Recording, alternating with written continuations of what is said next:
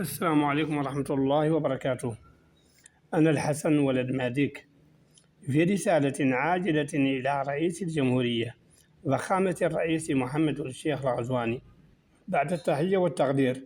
لا يسعني إلا أن أمحضك النصح والمحبة لأنك مؤتمن مسؤول عن حماية أكبر ثغر في بلدي، وثانيا لأني حر بلا حدود ولا منة للحكومة علي بوظيفة ولا أجرة،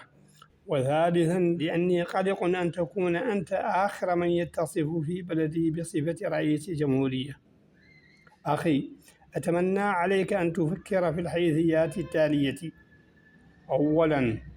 أن الشناقطة شعب طيب مسالم يرضى بالغبن والتهميش والفساد والجوع والعطش والبرك المتعفنة والبعوض والمرض والأدوية المغشوشة والأغذية التالفة والطرق المهترئة والمحسوبية في التعيينات وتغول القبلية والشرائحية ودعاة العنصرية وإيذال الدول الأجنبية بالسمك والثروة المعدنية، لكنه من أشرس الشعوب إذا دهمه خطر يهدد وجوده وكيانه. ثانيا،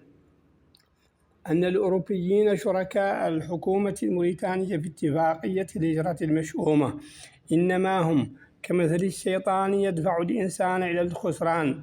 ثم لا يغني عنه شيئا، بل يشمت به كما في قول إبليس: وما كان لي عليكم من سلطان إلا أن دعوتكم فاستجبتم لي فلا تلوموني ولوموا أنفسكم. ثالثا،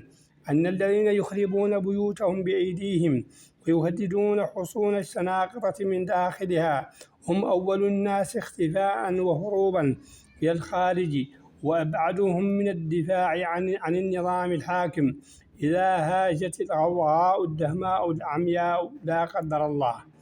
رابعا، أن البضاعة المزجاة التي تسلمتها الحكومة مقابل اتفاقية الهجرة المشؤومة إنما هي في الواقع أثمان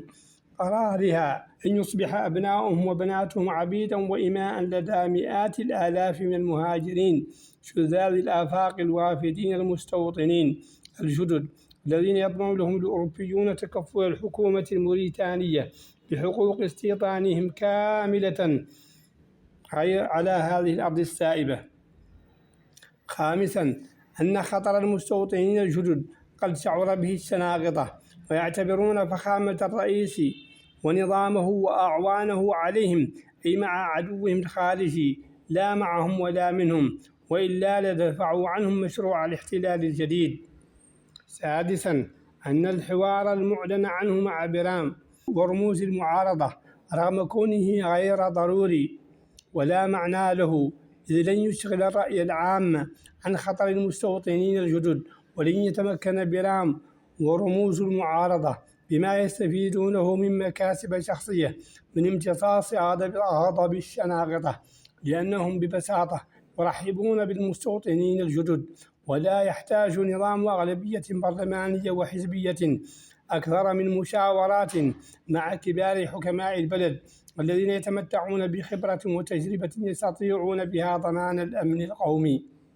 سابعا، أقترح على فخامة الرئيس محمد الشيخ الغزواني خطوات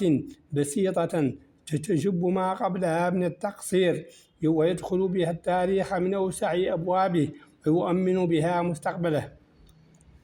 أن يبطل بالبرلمان اتفاقية الهجرة ويعيد المهاجرين المستوطنين إلى بلدانهم، أن يدعو إلى تجديد البرلمان ومنع التافهين من تمثيل الشعب، أن ينشئ حكومة تكنوقراط بعيدا عن المحاصصات القبلية والجهوية والشرائحية والعنصرية، أن يبادر بإعفاء كل من ثبتت عليه شبهة فساد وأكل مال عمومي، أن يحترم في التعيينات المدنية والعسكرية والأمنية المسطرة الفنية التي تضمن الانسجام والانضباط، أن يتشاور مع حكماء البلد في إقرار مصالحة وطنية، أن ينهي مسألة تخصيص الرئيس السابق محمد بن عبد العزيز بالفساد ويبادر بإطلاق سراحه. الحسن والمالك، باحث في تأصيل القراءات والتفسير وفقه المرحلة ولسان العرب.